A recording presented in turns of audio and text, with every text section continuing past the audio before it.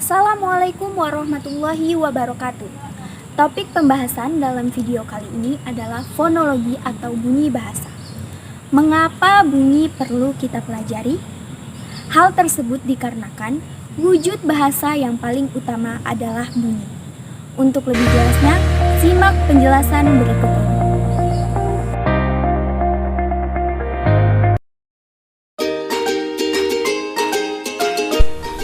Hakikat fonologi. Istilah fonologi berasal dari kata fonologi, yaitu gabungan kata fon dan logi. Kata fon berarti bunyi bahasa, baik bunyi vokal maupun bunyi konsonan.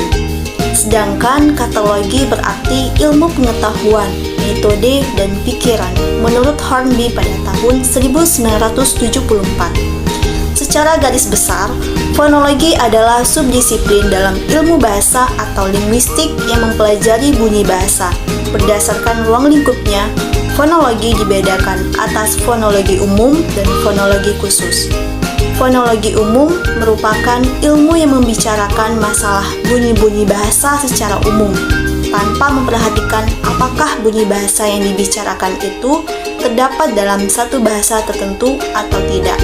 Misalnya, fonologi umum membicarakan bunyi-bunyi bahasa di kawasan Asia Tenggara atau rumpun bahasa Austronesia, bahasa-bahasa di daratan Eropa atau rumpun bahasa Indo-Jerman, atau bunyi-bunyi bahasa lain yang tidak serumpun untuk diperbandingkan. Kemudian fonologi khusus. Fonologi khusus ialah ilmu yang mempelajari bunyi-bunyi yang terdapat dalam satu bahasa tertentu. Berikut ini contoh penggunaan bahasa pada fonologi khusus.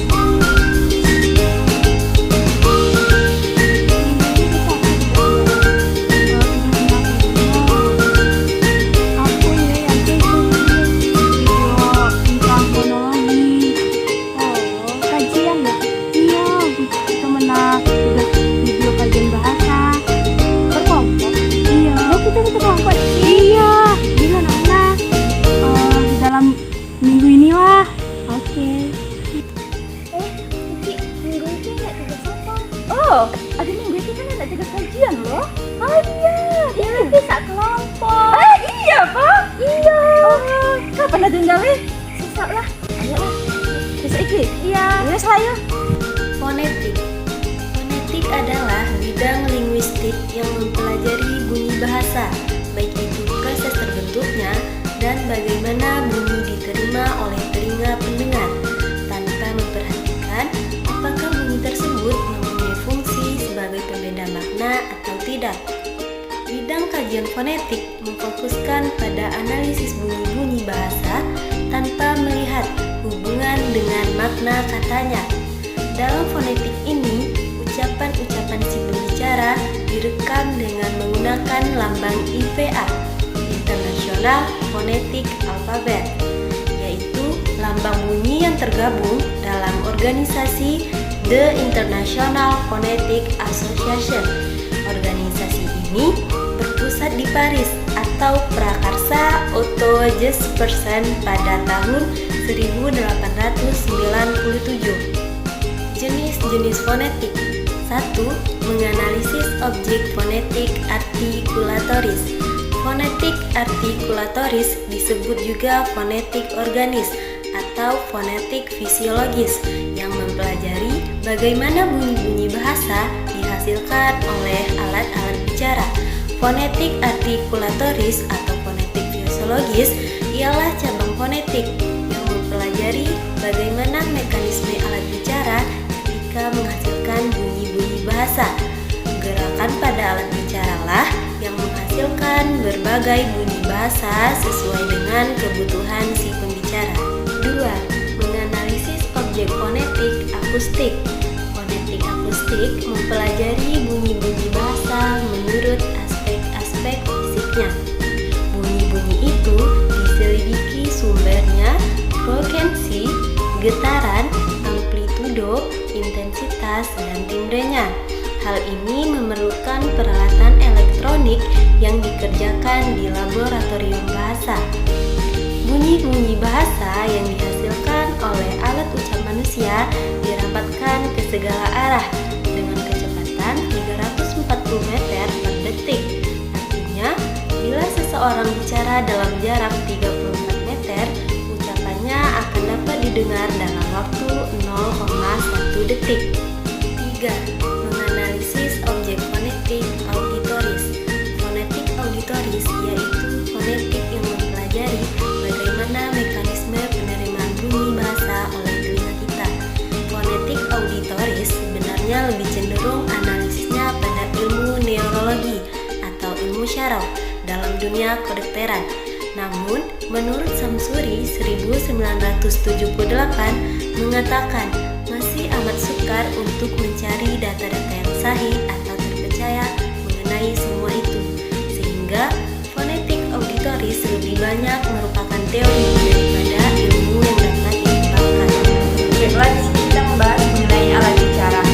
Beberapa alat ucap atau alat bicara yang perlu Anda kenal antara lain. Yang pertama yaitu paru-paru. Nah, fungsi pokok paru-paru adalah untuk bernapas. Mekanisme pernapasan dengan paru-paru dengan cara mengembang dan mengepiskan ruang paru-paru. Arus udara dari paru-paru inilah yang menjadi sumber syarat mutlak terjadinya bunyi bahasa. Selanjutnya yang kedua yaitu pangkal tenggorokan. Nah, pangkal tenggorokan atau yang disebut juga laring adalah rongga pada ujung pipa pernapasan. Salah satu komponen yang penting dalam laring ini adalah adanya sepasang pita suara. Sepasang pita suara ini dapat membuka lebar, membuka, menutup, dan menutup rapat. Kemudian celah di antara dua pita suara disebut dengan glotis. Dalam menghasilkan bunyi bahasa terdapat 4 posisi glotis. Yang pertama terbuka lebar, yang kedua terbuka, yang ketiga tertutup, dan keempat tertutup rapat. Lalu yang ketiga rongga kerongkongan atau yang disebut dengan paring. Rongga kerongkongan atau paring adalah rongga yang terletak di antara pangkal tenggorokan dengan rongga mulut di rongga hidung. Fungsi utamanya adalah untuk makan dan minum. Dalam pembentukan bunyi bahasa, peranannya terutama hanyalah sebagai tabung udara yang ikut bergetar apabila pita suara bergetar. Bunyi bahasa yang dihasilkan oleh faring disebut bunyi faringal. Kemudian yang keempat, langit-langit lunak atau velum. Langit-langit lunak velum beserta bagian ujungnya yang disebut anak tekak atau juga bisa disebut uvula dapat turun naik sedemikian rupa pada saat langit-langit lunak beserta anak tekaknya naik menutup rongga hidung. Bunyi bahasa yang dihasilkan yaitu bunyi bahasa non-nasal. Sebaliknya pada saat langit-langit lunak beserta anak tekuk turun, udara dapat keluar masuk melalui rongga hidung sehingga dihasilkan bunyi bahasa nasal. Yang kelima, langit-langit keras atau disebut juga palatum. Nah, langit-langit keras ini merupakan susunan bertulang dalam pembentukan bunyi bahasa. Langit-langit keras ini sebagai artikulator pasif, sedangkan artikulator aktifnya adalah ujung lidah atau tengah lidah. Bunyi bahasa yang dihasilkan disebut palatal. Kemudian yang keenam yaitu gusi. Gusi dalam atau disebut alveolum. Gusi dalam ceruk gigi terletak di gigi dalam. Dalam pembentukan bunyi bahasa, alveolum sebagai artikulator pasif, sedangkan artikulator aktifnya adalah ujung lidah. Kemudian bunyi bahasa yang dihasilkan disebut alveolar. Lalu yang ketujuh, gigi dentum. Gigi terbagi atas gigi atas dan gigi bawah. Yang berfungsi penuh sebagai artikulator adalah gigi atas. Bekerja sama dengan bibir bawah atau ujung lidah, bunyi bahasa yang dihasilkan oleh gigi disebut dental.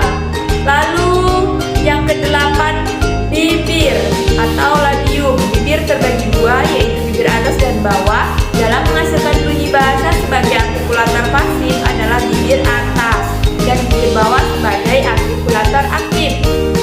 Bekerja sama dengan gigi atas, bibir bawah membentuk bunyi labiodental, sedangkan kedua bibir membentuk bunyi bilabia. Selanjutnya yang kesembilan yaitu lidah. Lidah dalam pembentukan bunyi bahasa, lidah sebagai artikulator aktif mempunyai peranan yang amat penting. Terdapat 5 bagian lidah. Yang pertama akar lidah, kemudian pangkal lidah, tengah lidah, daun lidah, dan ujung lidah. Bekerja sama dengan bagian atap mulut, bagian lidah ini membentuk bunyi bahasa. Nah, itu tadi merupakan alat-alat bicara pada manusia sebagai pembentukan bahasa. Proses terjadinya bunyi bahasa.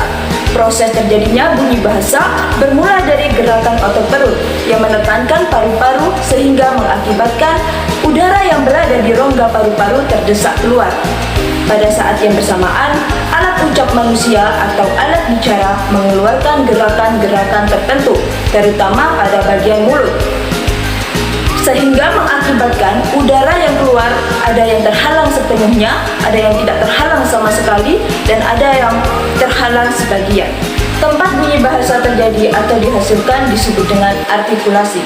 Proses terjadinya disebut dengan artikulasi. Alat-alat yang digunakan juga disebut dengan alat artikulasi atau lazim disebut dengan artikulator. Di dalam artikulasi biasanya terlibat dua macam artikulator, yaitu artikulator aktif dan juga artikulator pasif. Tempat bertemunya artikulator aktif dan juga artikulator pasif disebut dengan titik artikulasi atau struktur. Dalam hal ini, ada beberapa macam titik artikulasi.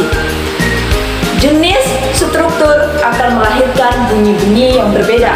Bunyi-bunyi yang dimaksud adalah bunyi tunggal sebagai hasil satu proses artikulasi. Di samping itu juga ada beberapa bahasa yang memiliki bunyi ganda. Ada dua bunyi yang lahir dari proses dalam artikulasi yang berrangkaian. Dalam prosesnya, setelah berlangsung artikulasi pertama dan menghasilkan bunyi pertama, akan segera disusul oleh artikulasi kedua yang menghasilkan bunyi yang kedua. Biasanya, bunyi kedua ini sering disebut dengan bunyi sertaan. Contoh untuk bunyi sertaan ini misalnya globalisasi, polarisasi, labialisasi, velarisasi, dan faringisasi.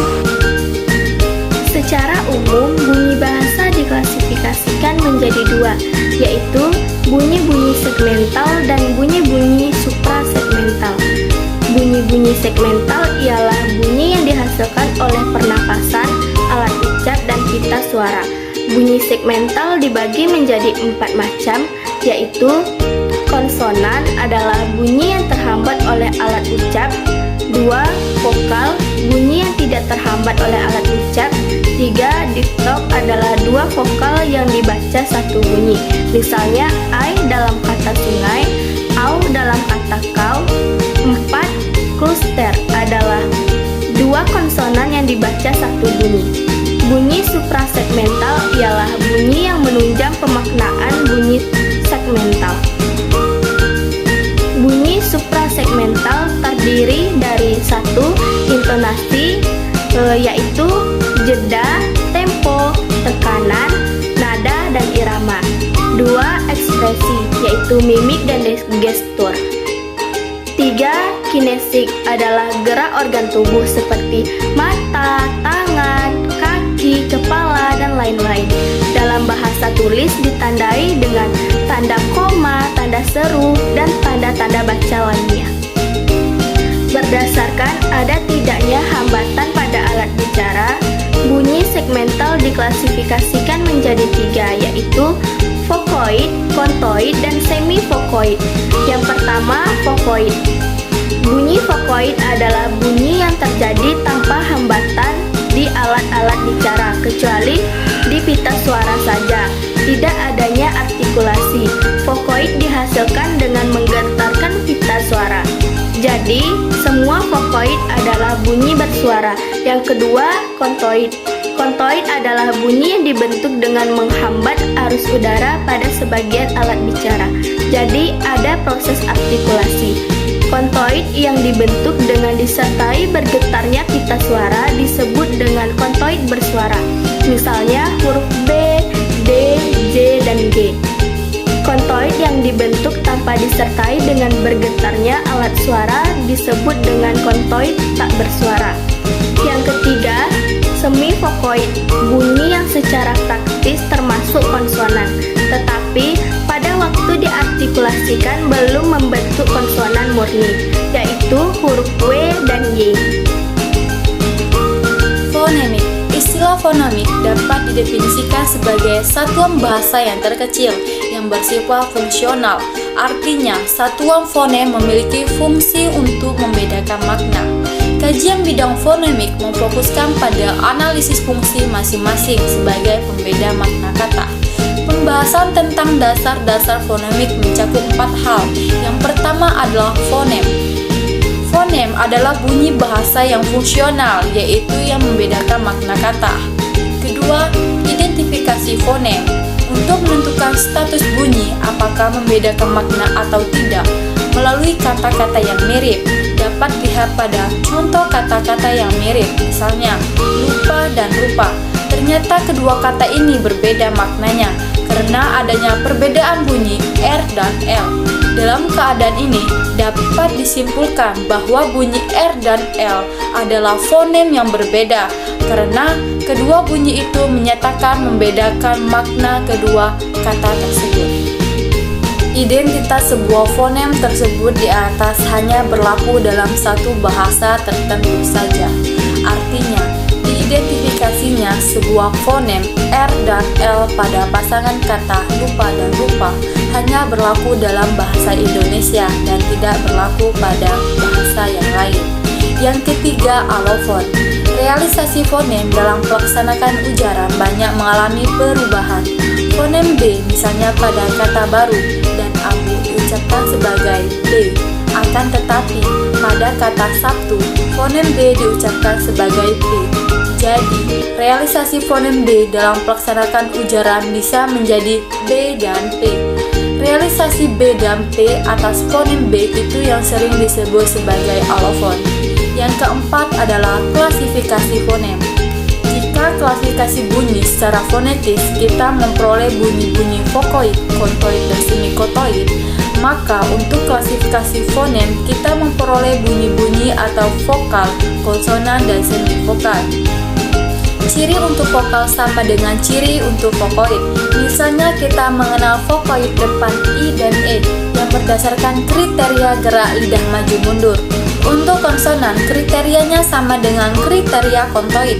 Kita mengenal misalnya fonem bilabial B, P, N, labiodental V, P, W, palatal J, C, N, Y, velar G, K, N. Demikian seterusnya. Untuk semivokal, kriterianya sama dengan kriteria vokoid. Kita mengenal misalnya fonem W dan Y. Yang kelima adalah hasanah fonem. Hasanah fonem adalah banyaknya fonem yang terdapat dalam satu bahasa. Berapa jumlah fonem yang memiliki suatu bahasa tidak sama jumlahnya dengan yang dimiliki bahasa lain. Hasanah fonem bahasa Indonesia ada yang menghitung sejumlah 24, yaitu 18 konsonan, 6 vokal.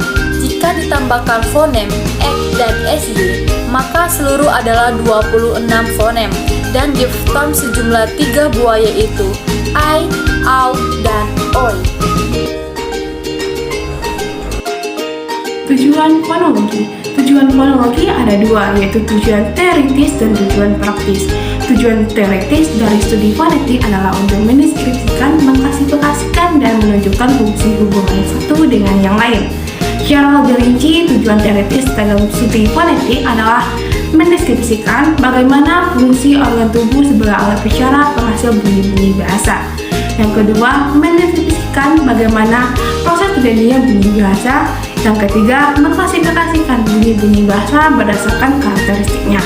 Yang keempat, mendeskripsikan tuntunan bunyi dalam satuan-satuan bunyi tertentu. Salah satu bunyi adalah silensis. Yang terakhir, pelambangan bunyi-bunyi dalam tulisan fonetis. Yang kedua, tujuan praktis. Bagi studi fonetik berkaitan dengan bidang-bidang lainnya. Bagi pengajaran fonetik diperlukan untuk tujuan latihan berbicara, penyembuhan penderita tuna bicara untuk membantu orang-orang yang mempelajari bahasa kedua.